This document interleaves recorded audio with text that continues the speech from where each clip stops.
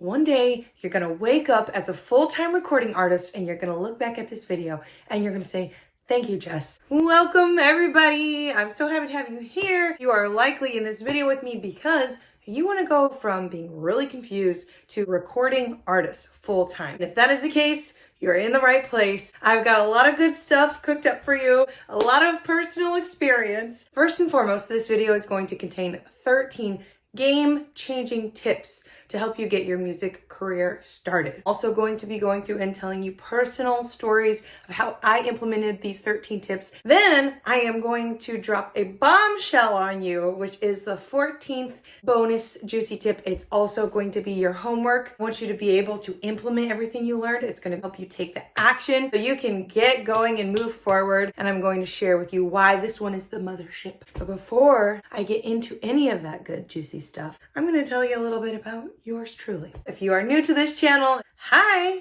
I'm Jessica Marr. I am a musician and a mindfulness practitioner full-time. I've actually been releasing music since 2015, and in that time, I have experienced a lot. Everything from releasing a viral music video, being hired by Sony Pictures, being represented by a publishing company, flown out to have 2 music videos filmed for me, getting an $11,000 advance, working a 9-to-5 while also trying to pursue my music career, working odd jobs while also trying to pursue my music career, FM radio play, a name change, press features, blogs, articles, write-ups, interviews, single releases, EP releases, building a live streaming community of over 120,000 followers, ending a contract with a publishing company, working with PR companies, being commissioned by dozens of producers to top line, which I will mention later as an extra revenue stream, and then ultimately becoming a full-time musician and mindfulness practitioner. The reason why it's so awesome for you to be here with me listening to what I'm saying is because I'm not just walking the walk, I am talking the talk. This is my job. This is my full-time.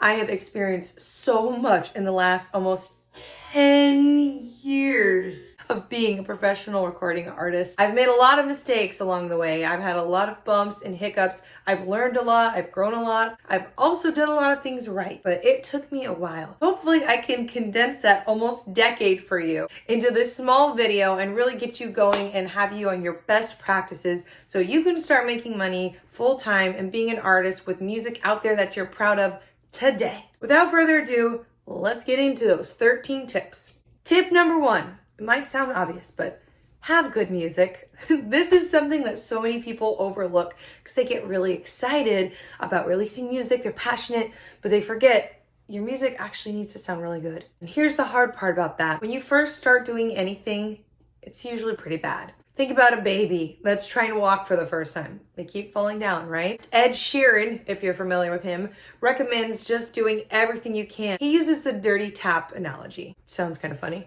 That is essentially the idea that when you first turn on a dirty tap or dirty faucet, funky water pours out and you have to let it stream for a second before it turns clear and you get nice water out of there. Same thing for your creations, and I love that analogy because it's so true. He said he would just write all the time, every day, show it to people, play all these gigs, and that's one of the best things you can do. Write, sing, perform, just get it out of you because like a baby, your first steps are gonna likely end up in you falling, but that's okay because you don't look at the baby and go, hey little dummy, that's not how you walk. You go, oh, that's okay, get up and try again, right?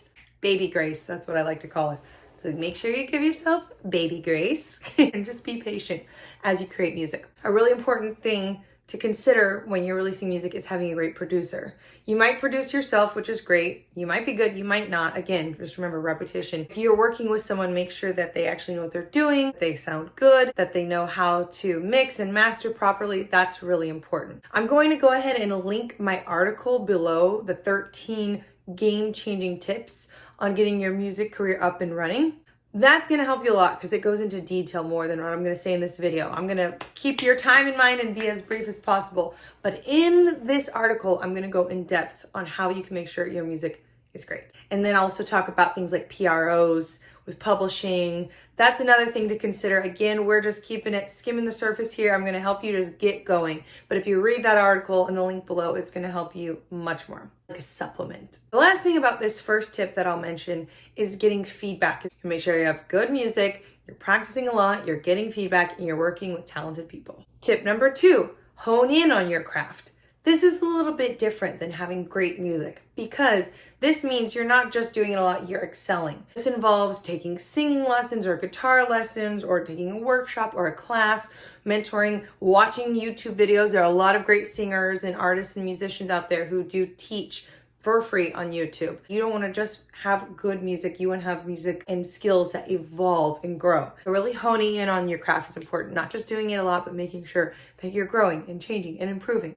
Tip number 3 is get clear on your branding. If you're really new to this, branding might be a giant question mark, and that's okay. There are a ton of resources out there that can help you. Research right now branding for musicians. It's out there. I'll link some articles below too that I found really helpful. It's really important to know, who are you? What kind of artist are you? What's your message? What's your mission? What's your sound? What's your look? And you don't have to have one singular sound and look. You can switch it up a little bit. You want to have this general consistency with what you do. It's you through and through every single time. That's why artists like 21 Pilots, for example, can release rock, pop, rap, and still be 21 Pilots. They have their branding down. They know who they are. It's really important to get clear on that for yourself as well. Tip number 4 might seem like a no-brainer. It's put your music out there. You can't really pursue music full-time if you don't have any place where people can find your music. SoundCloud obviously is a great place to start, but also you really want to get on the platforms like Apple Music and Spotify because those are the heavy hitters and where most people consume music. There are so many different platforms and distribution companies that you can go with. I will also have those in the article that's linked below. You can go with CD Baby, Lander, Vidya. There's so many different companies that you can work with. It really depends on what's best for you and what you're looking for. Some of them charge upfront fees, some of them charge percentages. This is kind of a judgment call. I've worked with all of them. Let me know if you want me to do a review of the distribution companies. I can definitely do that and tell you like the pros and cons. Just comment it below and let me know if you want that and I'll go in depth there. But putting your music out there is essential. 5, and this one is not sponsored at all, I just really like them. 5 is submit to opportunities on Reverb Nation. This is a paid service. You do have to pay to have a membership in order to submit these opportunities, but it is worth it. Why? Because it's way more affordable than hiring a PR company that's going to charge you an arm and a leg to do the same thing. And when you're just starting out, getting your name in blogs and article features and write-ups is really helpful for something called SEO, search engine optimization. It helps when people search you, your name is going to pop up versus be on like the 6th or 7th page of Google. This is really good for you to be able to submit to opportunities. And if you're like, what are opportunities on Reverb Nation? Well, I will tell you. Opportunities are things like getting publishing, featured in a blog, interview. You have a ton of opportunities on there. You can go on their website and look at them right now, Reverb Nation. Again, this is not sponsored by them. I just used them really heavily when I first started. And if you remember how I said I actually had representation from a publishing company, it came through Reverb Nation. That also resulted in me getting an $11,000 advance, and it was really helpful at that stage in my career. I'm not saying you're guaranteed to get that, but I'm just saying it worked for me and it helped a lot. You can also connect with other musicians on there. They have a ton of articles and different resources for independent artists. I really like Reverb Nation. Number 6, create a website. I'm gonna actually alter this one a little bit than what it says in the article. The article will go in depth on different platforms where you can start a website. I'm gonna say start a website or create a smart link. If you don't know what a smart link is, it's like Linktree, it's like Pillar. I use Pillar personally. It's where if you've ever like clicked a link in bio and then it's had a bunch of different things you can click from there, that's a smart link. And that's really helpful, giving people different options on like, oh, here I can listen to their music. Here I can watch their music video. I can see their different merchandise. And if you're like me and you have something in addition to your music, like my mindfulness practice, you can also put your different offers and your digital products on there as well. I really do recommend at some point having a website because I guarantee you that blogs that feature you are going to want to link to this and at least check you out there. Number 7, this is a hot take for a lot of people because they hate social media, but do social media. As a musician, you're an entrepreneur, you are a business owner, you got to wear a lot of hats, especially in the beginning. I'm not saying you can't work with people and hire people and delegate, of course. And it's important to be able to have your hand in a lot of cookie jars at the beginning so you can build that solid foundation. So you have a pulse on what's going on in your business. Social media, as you know, is a crucial part of building your music career. That's how you reach your fans. That's how you build your community. That's really what it's all about, right? Is building and creating a community. So you gotta do the social media thing. I'm gonna just skim it here in the video, but again, in the article, I go really in depth on that. Tip number 8, play local venues and open mic nights. I mentioned this a little bit in number 1 when I was talking about having good music, but playing local venues and open mic nights is actually really awesome to do specifically because it helps you connect with other artists in the community. And something that not a lot of people talk about is that a lot of network building and community building comes from connecting with other artists or musicians. I can't tell you the number of times that I've met a musician who connected me to someone else, who connected me to a venue, who got me a gig, which got me another gig, and it just kind of builds on that web from there. So playing at open mic nights or open mic days, depending, and local venues is a great way to not only get engaged with your local people, your local community, build fans, but also fellow artists can be really helpful. And then you can collab, which is another cool thing to do. Tip number 9 is make money via writing and singing. If you remembered earlier when I was talking about making money top lining, anyone? That is what I'm talking about. A Vocalizer, I will actually link below. I'm not sponsored by them, but I do have an affiliate link. But Vocalizer is the website that I used to do this. If you're like, top lining, what? Top lining is when producers come to an artist and ask them to sing and write lyrics on top of their instrumental track. Think of if you've ever heard of any like DJ and singer collaborations, that is top lining. Vocalizer is great for that. You can bid on gigs, you can submit to gigs. There's so many different things. It is also a paid membership like Reverb Nation, but it is so worth it because not only is it going to help you increase your repertoire and get more songs out there, but it's also going to give you money for your work. And it's going to help you get through that phase where you're just trying and doing a lot of things and creating and learning and growing. If you do try top lining and want to know more about it, and you want me to write a video about the do's and don'ts of top lining, again, comment below. I got so much to say about this stuff. So let me know what you want to hear and I will tailor my videos to what you want. Another cool website is SoundBetter. I've used them a little bit, but they're really great too if you want to connect with producers or other artists. You can also do a lot of top lining there. It's similar to Vocalizer, but they are a little bit more about the connecting and the networking from my understanding. Tip number 10, submit to music libraries. If you don't know what music libraries are, this is related to publishing. If you do have a publishing company, then you might have a little bit of a conflict of interest. You would want to clarify it with them. But SongTrader is a really cool platform where people can post different briefs when they're looking for, oh, we have a commercial about this and we need a happy upbeat pop song, for example. You can see all these different briefs and submit to them. So once you do have your music out and you have released it, you can submit to this music library. If they don't select you, you'll be in the same place you were before. And if they do select you, more money, more exposure, win-win. There are also other music libraries out there. I've just only really worked with SongTrader, but you can look them up, you can research it. This is how you can kind of take matters into your own hands and be your own publishing company if you're independent. Tip number 11, in sign language 11, to befriend a photographer. Maybe an aspiring or up and coming photographer if you're really on a budget. This is gonna really help you for those blog features, write-ups, social media. You're gonna want content, you're gonna want footage. Ideally, they can maybe take some videos of you too. The cool thing is now iPhones are so freaking awesome, and I know Androids too, just personally an iPhone user. Apple, if you want to sponsor me, if you want to take footage on your phone or have somebody that's designated to do it, just make sure they know the angles. There are also different social media accounts you can find that teach people how to take professional photography from an iPhone. So you can have someone whose job it is to do that for you. The point is, have someone who can get professional images and video of you. It will help immensely.